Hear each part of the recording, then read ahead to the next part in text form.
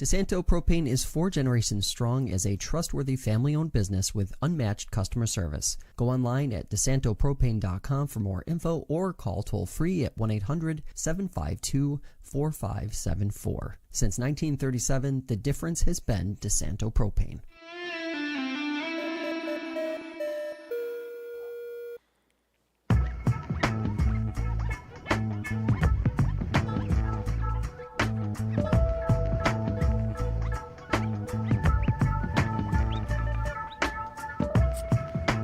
Hello, everybody. Welcome into Fresh Takes with Russo and Felice. I am Paul Russo. Next to me, as always, the man, the myth, legend himself, Nick Felice. Boy, oh boy, going into yesterday, I didn't think we'd be having a conversation that we might today, Nick, but alas, we get to discuss New York Knicks basketball and reset of the future, potentially. Yeah. So we preview the NBA Finals and Stanley Cup Finals and movie review and preview where I'm going as my mic is slowly going away from me. So speaking of you. Yeah, go ahead, Nick. I'm tossing over to you because I got to fix my mic quick. Speaking of you, well, I had a question for you, so we might have to go back to you real quick. But your bocce league, is that tonight? No, Thursday. Thursday night. See, Paul Russo's in a bocce league. Not only Thanksgiving mornings now, but he's in his SMS Summer League Bocce League. And your team is what? 2-0? Technically, yeah. Even though we 2-0, but it's like a point system type thing. I don't know. But yeah. I'm rooting for you, man. There you go. You moved after I set the camera, Nick. By the way, there you go. Yeah, we got stuff to get to. I need to do some ad reads though first, including thing at Cicino's Pizzeria and Restaurant. You can visit them at their original Waterloo location or location in Geneva. Dine-in, takeout, delivery, catering, and banquets. You can order online at Cicinos.com. Live, laugh, and eat well. It's the Italian way. And Finger Lakes Partners Insurance, the insurance you need from the people you know.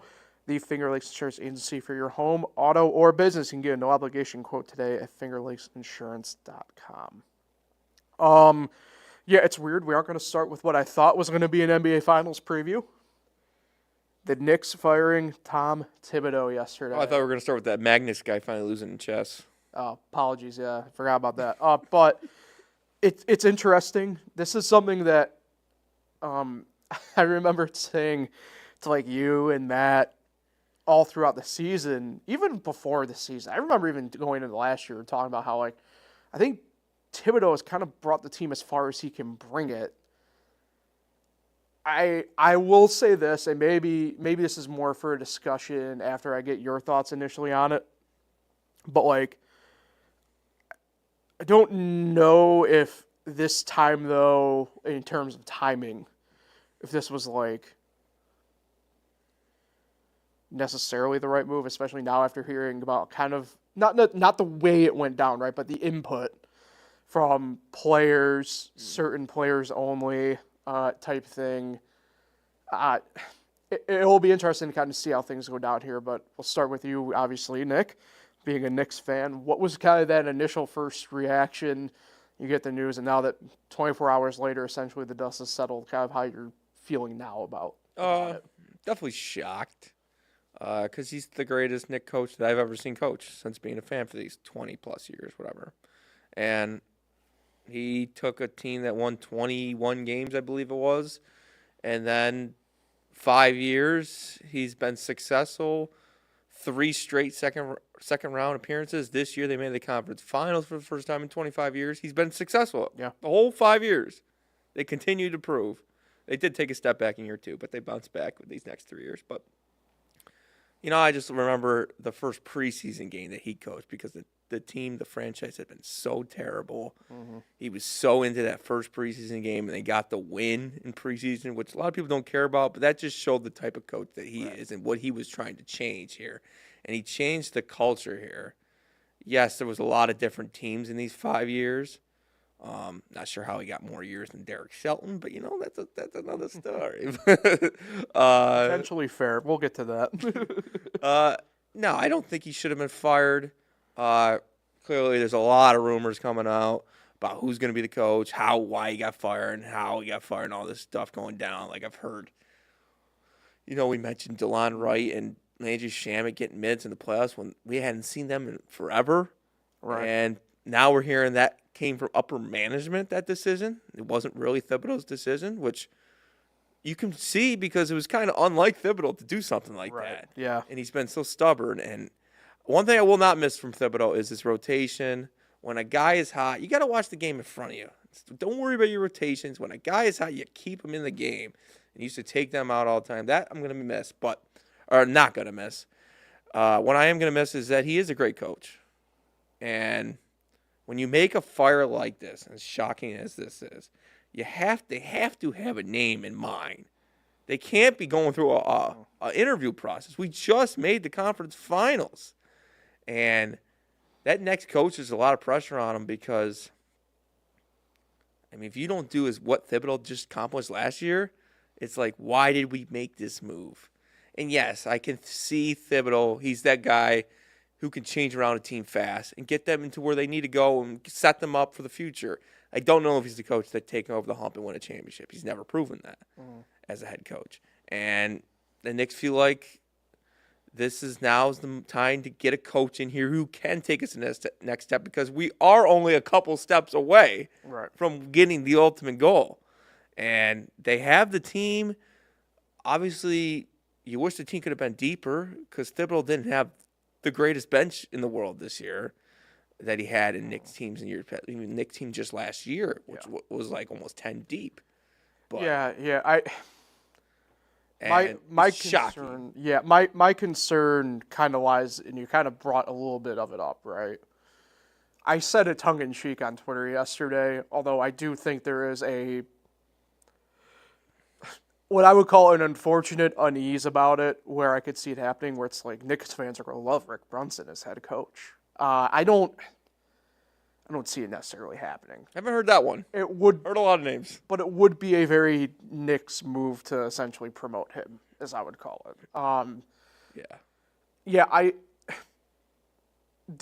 Like I said, I'm one of the people who I thought Thibs brought him as far as they could kind of get with him, essentially, even the past couple of years with, like you said, Nick, essentially two different faced teams, essentially, right? Now, maybe the face of the team was the same for both years, obviously, in Brunson, but, like, what I mean, though, by that is, like, the makeup was very different from even what is now 2 seasons ago to this past season. I think a lot of stuff that happened this year, I don't necessarily think it was his fault. I think, and it's going to be interesting to see how after the finals play out, how each team kind of goes about this offseason. I think the Knicks are they're admittedly in a tough spot, it's a spot I don't think a lot of people are talking enough about. Like they don't have control of number 1 picks anymore, right? The money that you have committed at the moment makes navigating things a little bit tougher. Not to say that you can't go out there and get good pieces for the bench or something like that. I just think, and I'm trying to let my biases show on it, I just think you tied your ship to a duo of Brunson and Towns that I don't know if it's actually the way of the future. It's just one of those things where I just don't know if the Thibodeau firing, and then I know you mentioned names a little bit, right? But like everybody's kind of pointing at Mike Malone right now, which he's a Thibodeau 2.0. I don't know if that's going to change anything necessarily. No. You know what I mean? Like I just don't view it as anything really moving. I know another name I saw potentially linked is, funnily enough, Doc Rivers, and I don't know if that changes anything. I don't even know. And this is the one where I think is actually the most outlandish. I don't know in the hypothetical of Jay Wright actually changing anything, if I'm being totally honest. I don't know if Jay Wright, even wants to remotely go back to coaching in any way, shape, or form. But 2, I think his style's kind of, despite him, right, reuniting with the Nova guys, I just don't know if his style is survivable right now, essentially 5 years later, than what he coached in the past. I don't know if I see it. There's been a lot of names out there, but going back to the Thibodeau firing, we see this in the NBA all the time. Mm-hmm. Coaches that don't deserve to get fired, and you see a lot of people defending Thibodeau about his firing. I mean, we saw it just this year. Mike Malone's team made it to the second round of the Right. playoffs after winning a championship not that long ago, Yeah. and he got fired. Yeah. We've seen David Blatt, who took the Cavs to the NBA Finals and then was the 1 seed the next year and get fired. Yeah. We've seen Dwayne Casey win Coach of the Year and then get fired. It's ridiculous how they just give up on coaches so fast. Like even like Frank Vogel won a championship, fired not that much longer. Nick Nurse won a championship, fired not that much longer. Yeah. It's ridiculous, these firings. Yeah, and some of them may be more justifiable than others. And look, I would say, I don't know if about bad's the right term, but I don't know if you're in a good spot where me, who's been a longtime Thibodeau doubter, essentially be like, I don't know if this actually is the right move, essentially. Just until you actually make things better, quote unquote. You brought up Mike Malone, and I think he's just a Thibodeau clone. Yeah. If you're going to go with him, why not just stay with Thibodeau? Yeah. They're like kind of like the same coach. Same with Rivers a little bit. I would have liked to see Jay Wright, but he's never coached in the NBA, I don't think, right? No. No, I didn't think so. And it's been a while since he coached these guys just because he knows Brunson and them. He hasn't coached them in a while. And he also hasn't coached in a while. Right. And a couple of names, obviously there's been names all the way to John Stamos getting announced. I mean, there's been names everywhere, but Stamos means Giannis. the one that's like, I don't know if anyone's brought it up, but like could happen is Dan Hurley. Okay, I've heard. So the two names I've heard that piqued my interest were Hurley, which, well, I'll preface it with this. I don't think either of these two names happen. I'm just going to go ahead and say it. Hurley, and funnily enough, or whatever enough, Jeff Van Gundy. One, I don't know. The one where I for sure don't feel like he'd do it would be Van Gundy. I think he likes the role he's kind of in right now with the Clippers. Yeah. I don't want to make it sound like he's too old because there's obviously been older coaches than him. But, like, I just don't know if at his age he wants to kind of bear the shoulder at this point. Hurley's interesting. Although I feel like if the ship on Hurley might have already sailed. It would be fun. And I always say that because this year was not a great it wasn't a great year in terms of wanting or being Dan Hurley, if you're catching my drift. It would be great, though, him to turn down the Lakers one year and then the next year take the next job. Well, to be fair, though, I think that might be a little bit part of it, though. It's like he doesn't have to really move away from his family. No. That was a big commitment, the Lakers job. I don't know if Hurley's shtick would hold up. What about the guy that coaches in Madison Square Garden right now? Yeah, same thing. Maybe if this was like, it's kind of why I'm opening it as 10 years ago, just given the timeline of what we know about him. But yeah, this was 10 years with Pitino ago.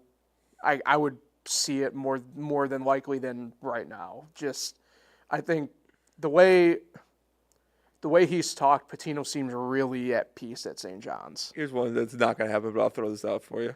What about Jim Boeheim? No. What about Mike Bray? No. Bray, is he still with Atlanta? I believe so. There's a couple names I've heard where it's laughable that is Steve Kerr and Spoelstra have been brought up, and I don't see either of them. I've heard Jason Kidd. Yeah. Doku there, the Rockets coach. Yeah. Man, it's fun, though. I think this is fun. I think Udoka is way more likely than Kidd. Well, and I always say it because Jason Kidd's going to have the opportunity to be coaching Flag. I guess in theory, a healthy Anthony Davis. Now here's one that's a reasonable choice. Johnny Bryan, who was assistant coach for the Knicks. Yeah, a lot of people have picked up. And the other Cavs assistant just got the Phoenix job today. But is that really a first-year head coach reasonable to fire Thibodeau? So, well, is it reasonable? Yes. In terms of the macro of the image, I say yes. If you want me to get down to nitpick stuff, I think you don't do that at all. I say that because you look at the team right now. This is essentially even the team this past year, right? Where we admit that bench was nowhere near it needed to be. You can make the case maybe even at certain times that starting five wasn't probably where it needed to be. There was a team that's built to win now. I don't think a first-year head coach is the right move. Yep. In that sense anyway. Huh? UB Brown just retired. Yeah, true. But if Derek Shelton becomes the New York Knicks head coach, I'm done with sports. I think you don't have to worry about that. It's just one of those things where I go back to, and then you can make any whatever about this. I've never been a big, when he talks, Leon Rose guy. I think he's made some really great moves in terms of positioning players and coaches and other executives where they need to be. Just a statement yesterday too. I'm just like sitting there going have someone else do the talking. No, this one would kill you. Dream one. Well, actually, one of my dream. I have a bunch of dream coaches, but Eric Spoelstra, man. Yeah, I mean that's a name that's been brought up. I don't see like him or Kerr. I don't see any of those guys doing it. He's a big Brunson fan. Yeah, I just feel like well, I mean, I don't know. Dolan's got money. He knows what to do with it. I'm not going to sit here and act like it's never going to happen. No. But I just view it as to either A, buy him out of his contract with Miami or execute a trade with Miami to get him. I don't know if the price is going to be good. Head coaches, you can pay him as much as you want. Technically. Is there any sport that there is a limit? I don't think so. I don't think so, I guess, now that I'm thinking about it. I mean, I don't know. Well, I think technically college sports there are, but that's more of you're getting into kind of government spending on some of it and stuff like that, so I don't know. But, yeah. It's fun, though, trying to guess who it is. Yeah, and I mean, we'll see, right? I mean, I'm guessing. I mean, they have to have an idea, right? You would think. I don't think they necessarily go into those meetings with select people, as it's been phrased, and act as if you don't know. I'm with you. I'm guessing they either have a name in mind that's available or know of somebody who may not be necessarily available but wants to come. Is it on Indeed? I'm guessing not. I haven't seen it pop up on my feed anyway. I'd like to see what the salary is. I'm just curious. $50 an hour up to. Anyway, yeah, so we'll see how it plays out. Steve Mills comes with a deal. He's still working there. We will see how it fully plays out, obviously. Let's get to the NBA Finals. I know. Oh, I thought we were going to Josh Allen's wedding. No, I refuse. Anyway, Pacers Thunder. It's the closest finals ever in NBA history in terms of mileage. It also might be one of the smallest NBA Finals in history in terms of market. It's kind of crazy. It's the closest, really? Yeah, it's only like 750 miles or something like that. So. What about Edmonton to Sunrise? We'll talk about that in just a moment. We sat here last week, Nick, and we were correct in terms of saying what teams were going to be where.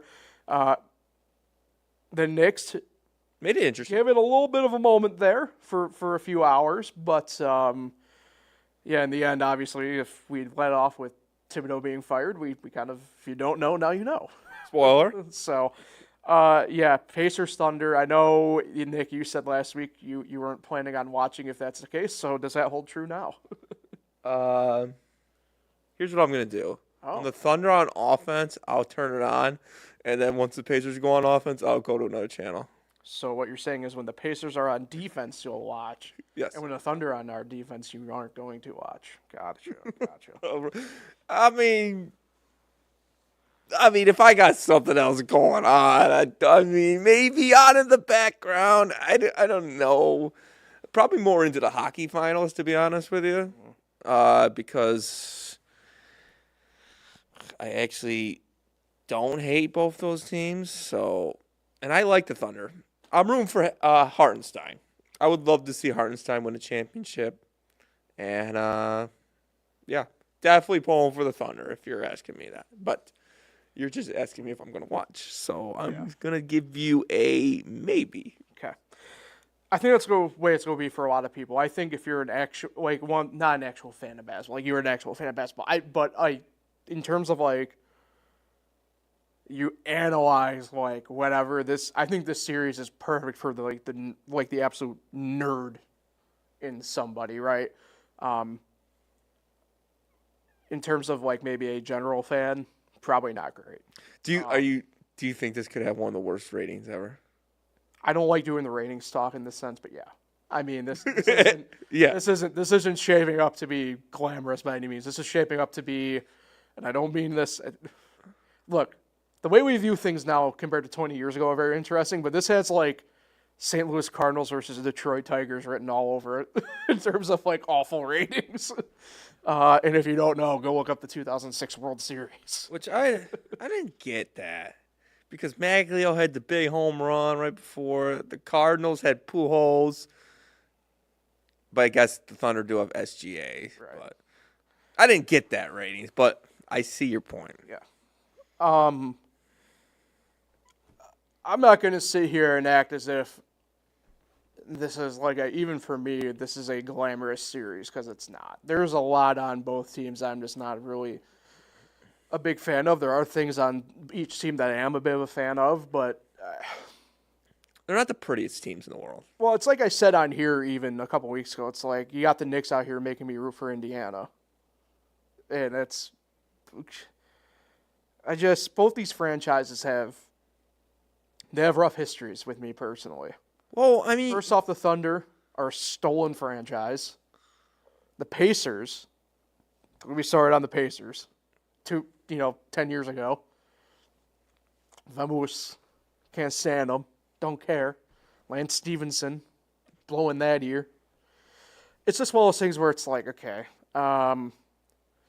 Like I said, there's going to be some elements I enjoy. I know you're not going to be a fan of what I'm about to say, but like Shea versus Tyrese is going to be some borderline must-see TV, maybe for all the wrong reasons based on some of their defensive antics on both sides. But like, that'll be pretty cool to see. I think depending upon how it shakes out, defensively speaking, like Chet versus Siakam is going to be pretty interesting. Outside of that, there's a lot to be desired. It's not glamorous. One is Seattle's team. That's what I'm getting at. Stolen franchise. And the other one is a baseball city. Indianapolis Indians. Sure. That's their team in Indianapolis. Right. But yeah, it's not going to be a pretty season because the Thunder are just not a pretty team. The Thunder just have mastered how to win basketball games, but they do it so boring. And credit to them, they play great defense. And when it's a sport about all offense, the one team that plays great defense is not going to be the most prettiest team out there. But they're the best team. They should be heavily favored. Wouldn't be surprised this game only went like 5 games. But you learn a lot in the first 2 games. Tough place to play. Honestly, both places are kind of tough places to play. But I think... Wait a second. I don't mean to interrupt. I think I have some breaking news. What sport? Baseball. Oh, they're surprised. Ladies and gentlemen. Corbin Bird's done for the season. They're close. The Colorado Rockies have swept the Miami Marlins. They now have more wins in June than Scotty Scheffler. Shit, yeah. Yeah, that's kind of sad. Pirates haven't swept anybody all year. But thanks for that. Their first series win is a sweep. I predicted the game on Monday, bet the game, and there was part of me is like, should I keep riding it against the Marlins? I mean, to get plus 166 against the Marlins, come on, man. You can't pass that up. My beloved Max Mayer. And he didn't pitch that great. He's hurt. He's hurt now. But, man, the Rockies do not let them get hot. See, now this is a topic. I think we should switch topics here, Paul. Dump the NBA Finals and let's talk Rockies baseball. I don't know if I want to do either of those things. Because I'm done with it. I talked for about 2 seconds about the NBA Finals. I'm done with it. We'll talk more about that, obviously, next week then. The Stanley Cup Final, though, we did get, obviously, a rematch for next year from last year between the Oilers and the Panthers. Gonna be an interesting one this year. Wouldn't be surprised to go 7. This one's a bit more, I've noticed. I wouldn't say truly split down the middle. I think there's a lot more people leaning Oilers. But Yeah, this one's an interesting one. Obviously, the Oilers, I would say, consistently all year have been the better team. The Panthers are way more hot right now in terms of just having momentum and everything like that. Two different styles of play for the most part, I would call it. It's interesting. Really, really interesting. Selfishly, I really want the Oilers to win because I just don't want the Panthers to win for that reason. Also, seeing McDavid play in person back in college and stuff like that, I really just want to see him get one across the finish line. You said that last year. Exactly. No, but that's what I'm getting at. That being said, we've seen how this has gone before, and I mentioned, especially in hockey, momentum thing's really damn real. This is going to be, I don't know if it goes 7, Nick, but like this has got, must-see TV in my mind written all over it. Well, yeah, this is definitely like, you love rematches. Yeah. I don't love rematches 4 years in a row, but. I was about to say, I don't know if necessarily I love rematches, but I think like hockey's the one sport where, to me, I think you can get away with it just because, like, the Stanley Cup playoffs in and of itself, right, as we know, is just chaos. And I think this year's final is going to be different. Even if, like, the Panthers repeat, right? I think this year's final has different storylines that will become and be than last year's. You know what I mean? Like, whereas, like take the only one I can really pull from right away here in a moment is like Heat Spurs. Like, we knew what the storylines in those finals were both years. They were pretty much the same storylines, right? But like this time though, it's completely different. It to me anyway, it's way different. Yep. And you've seen the video of McDavid, like tearing up after Game 7 loss last year. So you should just watch that video. That will get you pumped for this final. It's just watching that video of how close they really came. And McDavid's got all this pressure because they're comparing him to the great one. And he needs a championship. Ovechkin was kind of that pressure, but then he finally got his championship back in the day. He needs this. And Florida has, and like I said last week, there's no team they'd rather play right now in this cup than the Florida Panthers. And the Florida Panthers have done all the right moves. They've gotten better this year, which is scary. I think this series is going to come down to the goaltenders. That Skinner guy for the Edmonton, he's been back and forth. He's got to step up here in the Stanley Cup Finals. And Florida, man, they can score. And they're going to be very tough to beat. They got a great head coach. Both head coaches are great. And it's going to be a great rematch. Obviously, I'm going to be pulling for Edmonton. He's a star, McDavid. And then you can't sleep on Draisaitl. They got a two-headed monster there. Yeah. And I think Edmonton is going to make this series definitely competitive once again. And they're gonna push Florida from winning this repeat. And nobody's repeated in hockey since what? The Penguins? Or Lightning? That's right. Well, Lightning, Mickey Mouse. I got the one Mickey Mouse championship, but The disrespect. Yeah, but should be a good series. I think it's gonna go 7. Yeah, I'm with you. I think 7 as well. So who do you think's gonna win both leagues? Well, I really like the Pioneers' chance when Jerry won baseball. Yeah. No. I'm going Oilers Thunder. I'm going Oilers Pacers. Really? Yeah. You're going Oilers Thunder. It's because you've seen the Thunder lose in the championship. So have you. I didn't watch it as close as you did. We watched games together. I don't think I was paying attention. I think I went to the bathroom too much. But I'm going Oilers Thunder. That's fair. I would have loved to have Lightning Thunder, but Lightning and the Thunder. It could have been a great little sentence right there. But Lightning let me down. The Rangers let me down, but that's a different discussion for a different pocketbook. We got a couple more minutes here. We'll do a soft spoiler alert-y type thing for Friendship here, the movie that we saw Saturday. So if you haven't seen it yet, and you're live, come back in like 3 minutes. If not, whatever. Yeah, interesting movie. I think I have a hot take. Really? Yeah.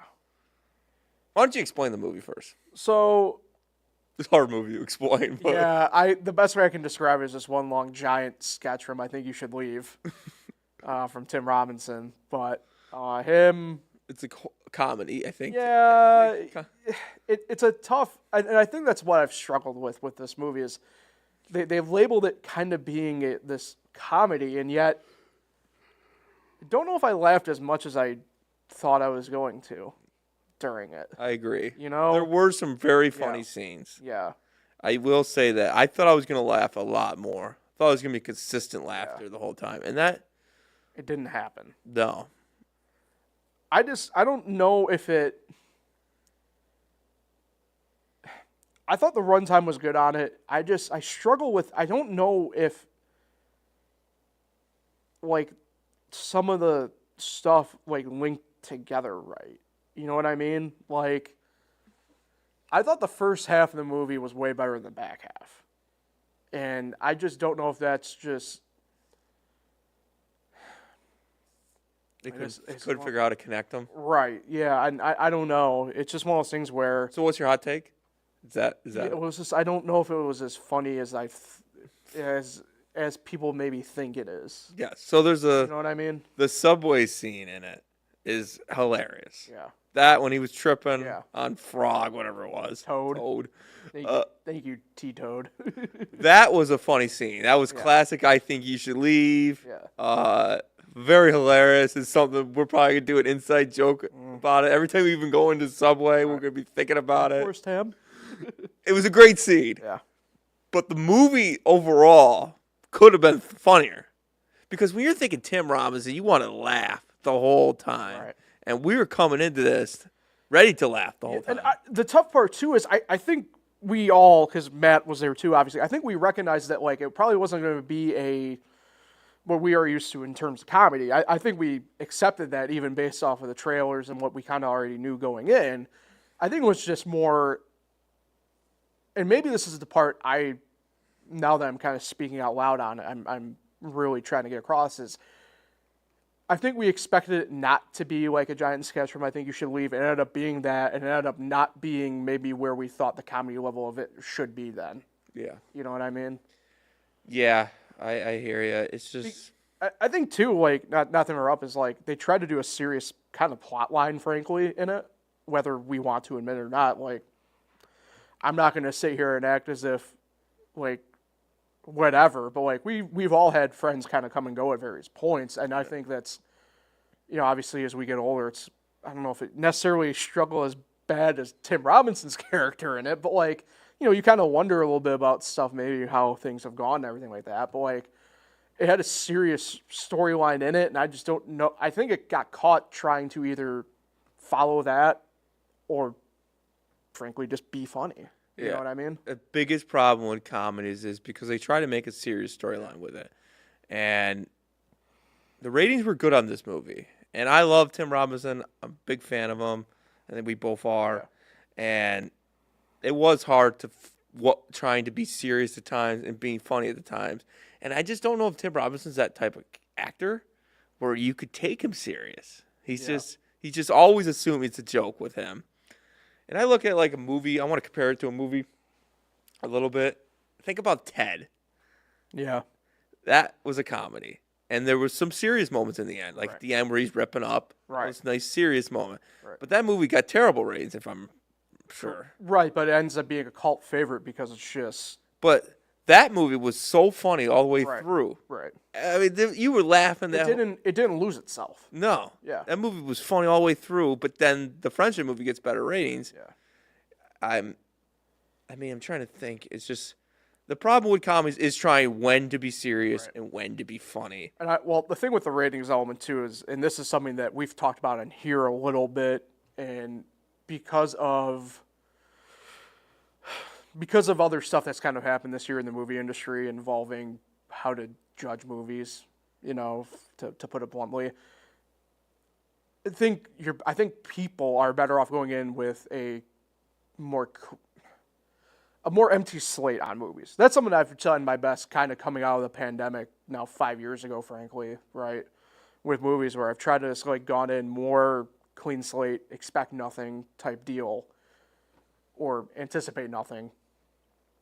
I think that's kind of where this movie falls. Is I think we just all went in with an idea of what it was going to be.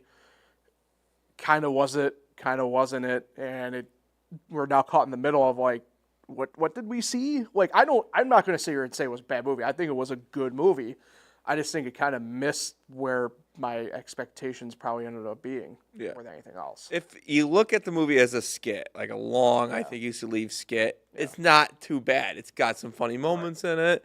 But if you're looking at it as an actual movie, like a movie about a guy that gets divorced, right, yeah, and loses his wife, right, and can't make friends, he's by himself, it's a terrible movie if you look at it that way. Yeah. But if you think of it as just a big, long, I think you should leave skit, it's a pretty funny movie. And there were some funny scenes in that movie. Yeah, absolutely. But like you said, I agree. There were times where you're just sitting there like, what am I watching? And frankly, the scene that we love the most, the subway scene, like I don't like now looking back, I don't understand why it's even there. Yeah. Oh, it just makes no sense. To be honest with you, it's just a random scene. Yeah.